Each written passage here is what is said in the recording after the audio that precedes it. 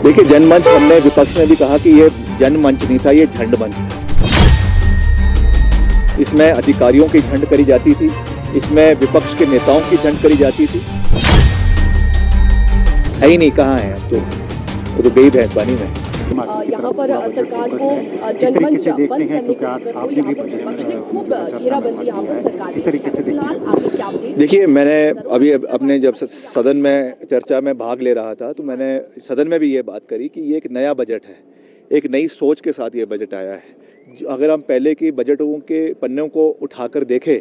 तो उसमें इस तरीके की एक नई सोच हमको देखने को नहीं मिलेगी। ग्रीन एनर्जी की और ग्रीन स्टेट की आज तक प्रदेश में बात नहीं हो पा रही थी, मगर ये समय की मांग है कि इस तरीके की बात हो, क्योंकि आज जिस तरीके से लगातार प्रदेश के अंदर, देश के अंदर, विश्व भर के अंदर जो आज पर्यावरण में चेंजेस हम देखने को मिल रहे हैं, आर्कटिक ओशन है, एंटार्क्टिक ओशन है, जिस तरीके से उसमें बर्फ़ पिघल रही है, बेमौसमी बारिश हो रही है, बरसातें हो रही है। इस बारी विंटर्स में, आपकी सर्दियों में बिल्कुल भी बर्फ़ नहीं पड़ी। तो इन चीज़ों के ऊपर बात करना लाजमी है, चर्चा करना लाजमी है, और उसके लिए एक नई पहल मुख्यमंत्री जी ने ली है। तो मैंने तो विधानसभा के अंदर भी ये कहा, नेता प्रतिपक्ष को भी ये कहा कि आपको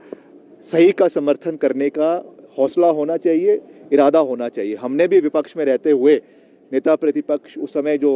मुख्यमंत्री थे, उनकी कई चीज़ों पे हमने भी सरकार का समर्थन किया है। आज अगर मुख्यमंत्री जी ने एक नई पहल ली है, आज अगर कॉरिडोर बनाने की बात करी है, आज अगर हाइड्रोजन पॉलिसी प्रदेश के अंदर लाने की बात करी है, सोलर एनर्जी को और बढ़ावा देने की बात करी है, तो इस पे सरकार का समर्थन करना चाहिए। और इसके अलावा जो और भी कार्य प्रदेश के अंदर शिक्षा प्रणाली को मजबूत करने के लिए पॉलिसी, आपकी जो है इंडस्ट्रियल पॉलिसी नई लाने की बात करी है, या और चीज़ें जो प्रदेश के अंदर लाने की बात करी है, अगर उसमें से जो अच्छे पॉइंट्स हैं उसका सरकार का समर्थन करना चाहिए। और मैंने तो विधानसभा में ये भी कहा कि जिन सेंट्रल स्पॉन्सर्ड स्कीम्स के लिए हमें केंद्र सरकार से पैसा आता है, मेरा विभाग ही अगर आप फॉर एग्जांपल ले लें, वहाँ पे अगर प्रधानमंत्री ग्राम सड़क योजना है या CRF है या NHAI के माध्यम से जो कार्य चल रहा है, मैंने तो विधानसभा के अंदर नितिन गडकरी जी का उसके लिए धन्यवाद किया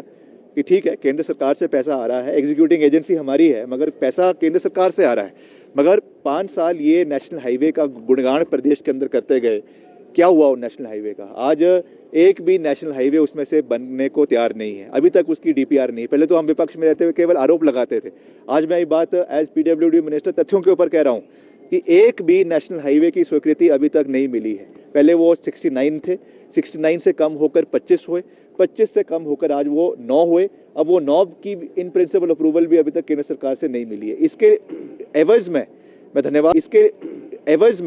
मैं धन्यवाद करता हूं नितिन गडकरी जी का कि हमने जब अभी मुख्यमंत्री जी के साथ हम मिले थे तो हमने उनसे निवेदन किया कि जो आपके नेशनल हाईवे है, 5 नेशनल हाईवे हमने दिए, जिनको हमने उनसे निवेदन किया कि इसको वो 4 लेनिंग करे, जिसके लिए उन्होंने इन प्रिंसिपल इस बात को माना है। और आज ही उसमें से एक सड़क जो हमारी लठियाणी की जिला बिलासपुर में आती है, उसको जो है अप्रूवल NHAI की 900 करोड़ रुपए की स्वीकृति उसके लिए मिल गई है। तो ये आज मैंने विधानसभा सत्र के अंदर भी इसकी जो है जानकारी सदन को दी, और ऐसे आने वाले समय में और भी जो जानकारियाँ आएगी उसको हम देते भी रहेंगे। उसके लिए हम पारदर्शिता डिपार्टमेंट के अंदर कैसे बनाने का प्रयास कर रहे हैं, उसके बारे में भी मैंने बात करी कि हम जो है सबसे पहले तो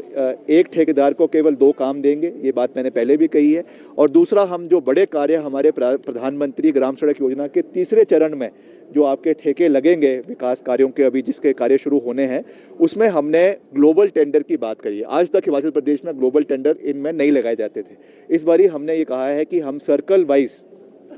क्लस्टर बनाएंगे और उसमें बड़े सड़कों को 200, 250, 300 करोड़ रुपए के ठेके ग्लोबल टेंडर लगाएंगे, जिसमें बाहर से भी कंपनियां इसमें, चाहे वो राष्ट्रीय स्तर की है चाहे वो अंतर्राष्ट्रीय स्तर की है, वो इसमें पार्टिसिपेट कर सकेगी, ताकि पारदर्शिता आए, गति मिले विकास कार्यों को, और एक यूनिफॉर्मिटी आए, और हमारी जो भी सड़कें प्रदेश में ग्रामीण स्तर पे बन रही है वो अच्छी स्टैंडर्ड की A क्लास सड़कें बने, ताकि एक बारी जो बनती है कम से कम 10-15 साल तक प्रदेश में उसका फ़ायदा ग्रामीण स्तर पे लोगों को मिल सके। जनमंच के भीतर किस तरह से देखते हैं विपक्ष जिस तरह से बेल में आकर नारेबाजी की, और आपने भी उस पर कहा जनमंच में क्या होता था, आपकी प्रतिक्रिया? देखिए, जनमंच हमने विपक्ष में भी कहा कि ये जनमंच नहीं था, ये झंड मंच था। इसमें अधिकारियों की झंड करी जाती थी, इसमें विपक्ष के नेताओं की झंड करी जाती थी, और 2, ढाई, 3 करोड़ रुपए केवल जो है वो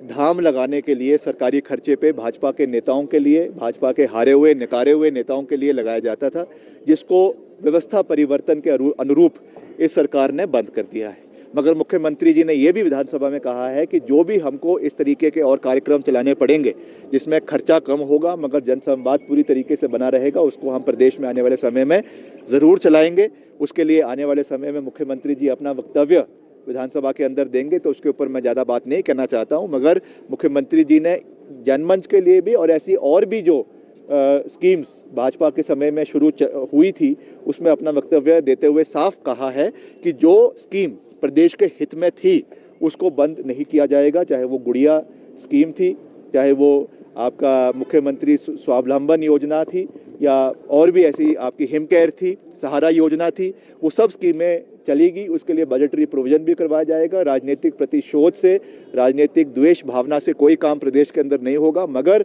जो वेस्टफुल एक्सपेंडिचर वर्तमान पूर्व सरकार द्वारा किया जा रहा था उसको वर्तमान सरकार द्वारा बंद कर दिया जाएगा। सर, पिछली रात को किए गए हैं, कितना तैयार है हम, क्योंकि हम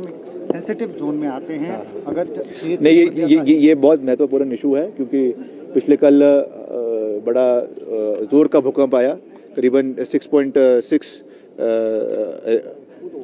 रिक्टर स्केल का जो है वो भूकंप आया, और अफ़गानिस्तान में इसका एपी सेंटर था, मगर झटके पूरे नदर्न इंडिया में हमको देखने को मिले। हिमाचल प्रदेश के कुछ हिस्से वैसे भी सिस्मिक 5 जोन में आते हैं। जब मैंने पहली बार विभाग के साथ बैठक करी थी PWD के साथ, तो उस समय भी मैंने इसके ऊपर चिंता जहन करी थी, और मैंने विभाग को इसके लिए सख्त आदेश दिया है कि आने वाले समय में, वैसे तो अभी भी फॉलो किया जा रहा है, मगर तब भी भविष्य में जितनी भी बिल्डिंग्स विभाग द्वारा बनाई जा रही है उस पर खास ख्याल इसका रखा जाए कि किस तरीके से हमको इसको जो है वो अर्थक्वेक रेजिस्टेंट बनाना है। जितनी भी लेटेस्ट टेक्नोलॉजीज है उसके ऊपर मैंने इंजीनियरिंग चीफ से भी उनसे निवेदन किया है कि आप इसके बारे में पूरी स्टडी करें, ताकि आने वाले समय में जितने भी हमारे भवन बन रहे हैं उसमें इस चीज़ को इम्प्लीमेंट किया जा सके, क्योंकि हमें हर आपातकालीन परिस्थिति के लिए जो है वो तैयार रहना चाहिए। हिमाचल जैसे हिली एरिया में व्यावहारिक है और है ही नहीं, कहाँ है अब तो, वो तो गई भैंस पानी में व्यावहारिक थे, है ही थे नहीं ना, तो उसका कोई औचित्य नहीं था। मगर उसको मैं ऑन रिकॉर्ड धन्यवाद कर रहा हूँ नितिन गडकरी जी का, जिन्होंने 6 नेशनल हाईवे को 4 लेनिंग के लिए स्वीकृति दी है, जिसमें से एक जैसा जिसके मैंने अभी नाम लिया आपका लठियानी वाली सड़क, उसको जो है उसके लिए 900 करोड़ रुपए की स्वीकृति आज प्रदान हो गई है।